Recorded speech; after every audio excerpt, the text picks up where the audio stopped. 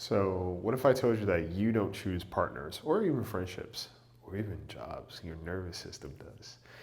Okay, in a previous video, I was talking about this concept of peace and what that looks like, how it shows up, and if you're not used to it, what you will do to get back to your familiar. And I think it applies also to our partnerships, okay? Our friendships. You know, as much as we downplay the influence of friendships, we hear those quotes that you are a reflection of the company you keep, or you are influenced by the 5 people that you spend the most time with. And then we fail to realize like why our lives look the way that they do. Okay, if I look at my relationships currently and I think about them and I think about what they all have in common, there is a common trait there. There are very different people, very expansive, genuine, unique humans that I love. And while they're all different on the surface, there are certain qualities that are all similar.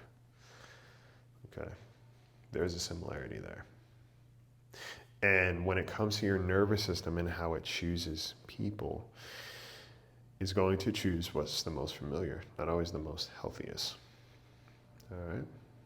You can always see it play out. You know, people don't realize that. And, you know, a lot of times people think that they're adults because they are in a partnership, they're married, they're all this stuff. And it's like a lot of times you're just marrying your childhood trauma or dysfunction, right? You just found a different placeholder for it. You know, we don't necessarily just grow out of our nervous system or our pattern behaviors. It actually takes us to be intentionally present and to catch it. Because all you're doing otherwise is just, you know, picking up this box, moving it from one house to another. Okay? And then you add things on top of it, things that are similar to what you have in the box. So you never really get rid of anything. You just bring more things that are relative, or at least are similar to what you already have. Okay? So when it comes to choosing your partner, even though it's a different person, it's the same pattern. And it's going to be the same pattern if you are always the same person showing up in each relationship. That's what people don't realize. It's like, well, you know, I've had these different relationships and I'm still disappointed. I'm still this. This doesn't mean that other people aren't responsible for how they are operating, but you are responsible for people getting an invite in the first place. Okay, so somebody having access to your life doesn't have anything to do with them. Technically, it's like they had to be invited in. It's vampires, right? If you think of the old concept when it comes to vampires is like they stand at your door and they can't come in until you invite them in. The same thing when it comes to the people in our lives. They don't have access until we grant it. Okay, and you got to ask yourself, well, why am I choosing this person? And I've seen and heard this many times. Somebody be like, oh yeah, well, this person's creepy. They are so needy, they're persistent, etc. And then you look at their habits and it's like, they're asking for consistency. They're seeking you to be intentional. They're asking you questions, they're following up. And you perceive that as needy. Okay, historically, let's look at your other relationships. What do they look like? Oh, the person's hot and cold. Okay, love bombing potentially. They don't respond for 3 days on end. They pop back. You get one little word, and then they dip out again. That's what I'm used to, right? That's what I'm used to. So that feels better to me than the person who doesn't make me try or earn their love. And then we start to villainize people who are actually healthy, who actually provide some level of stability. Right? Words are words are words, and we will use them to accommodate how we are showing up in the world. All right. And when you can understand it and at least recognize it, it holds up a mirror, to say the least, right? It definitely holds up a mirror to how you are behaving and moving through the world. And it also allows you to take a look at your nervous system. What am I accommodating? What am I used to? A lot of times people who are seeking those intentional, healthy relationships, they are not that. And it shows. They are not that. But we want it because in the moment it feels dope, right? Oh yeah, I like the idea of being taken care of. I like feeling good. But that feeling good also requires responsibility for me, and I'm not ready for that.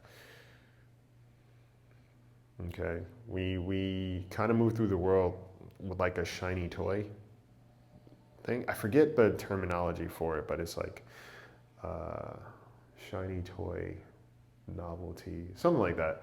But it's basically we get tired of things pretty quickly, right? We like the new shiny thing, and then once the shine wears off for us, we don't want it anymore. And that's a lot of times how we approach people who are considerate. The talk of consideration sounds better than the actual participation of being considerate for another person. Okay? So it's important to recognize when your nervous system is choosing relationships that are familiar to how you yourself show up. And sometimes our frustration is fleeting, right? We would rather be frustrated than actually do something about the thing that we're frustrated about, because that requires work on our end. So I want you to pay attention if you're about it. Really take a look at your patterns in your relationships. Who's the common denominator? What is the common denominator? What do you value in each of the people you have been around? Friendship, partnership, okay, jobs. All right. If you find that you are working in an environment that always requires you to be on and dysfunctional, okay, or constantly dysregulated, why are you choosing that space? And how often does it keep you distracted from sitting with yourself? Do you like being with yourself? And if you do like being with yourself, other people are a bonus, okay? They are not buffers. Does that make sense? When you actually enjoy being with yourself, not lonely, but being with yourself, you actually enjoy who you are as a person, you do all the cool things, right? You take yourself out, you hang out. You're also a little bit more intentional about the people you hang around. All right? You're not harsh, but you are intentional. And nothing feels like desperation. Like your peace of mind doesn't feel like desperation, and having a person doesn't feel like desperation. There's balance, there's peace, there's stability. But otherwise, if there's an eagerness there, if there's an urgency, you will continue to find that you exist in the same patterns. Okay? So really think about that. Process it and see what comes up. Take care of yourselves. Take care of each other.